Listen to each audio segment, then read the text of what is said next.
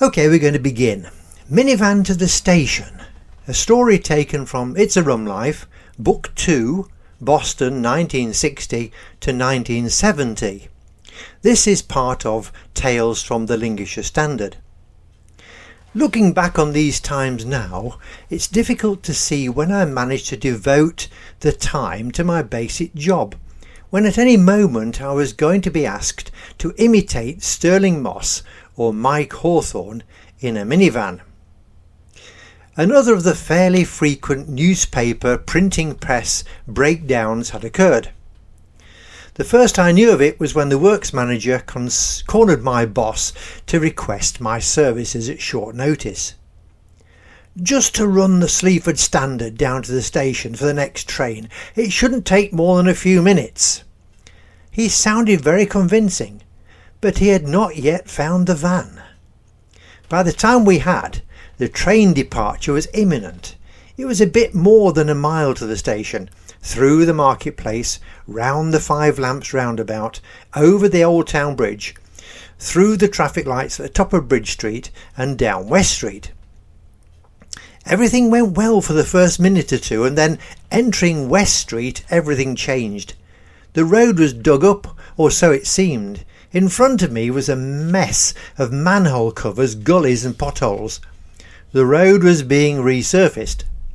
I had to choose, and quickly, over the manholes that seemed to be everywhere and sticking up above everything else, or slalom between them.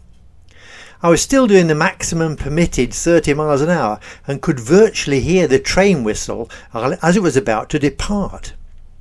Just half a mile to go, and I daren't slacken my speed. I chose to go over the manholes. Then as the first one approached, it seemed huge. My confidence bled faster than lightning, and my foot touched the brakes, perhaps a bit too strongly, as the next thing was a tremendous grinding noise from between my feet.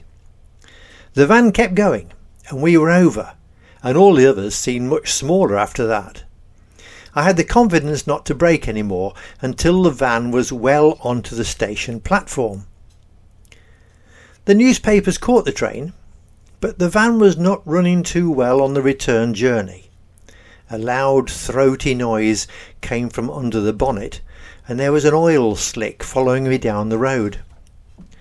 Reporting back to the works manager with the good news that the papers had made it, I had also to impart my tale of woe.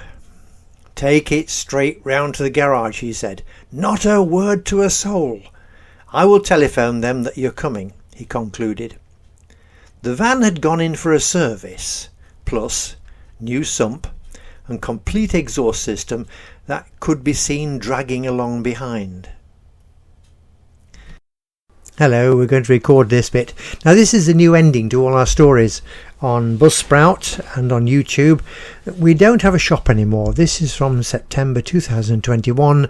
Because of COVID, we decided we'd make all our stories, videos and books free to access on the internet. You can download to anything you like, completely free of charge.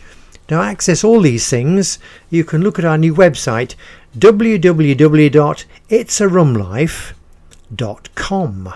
That's IT'Sarumlife, all no gaps, .com. itsarumlife.com. So we hope you enjoy listening to the stories, and you can see far more and access them through this new site.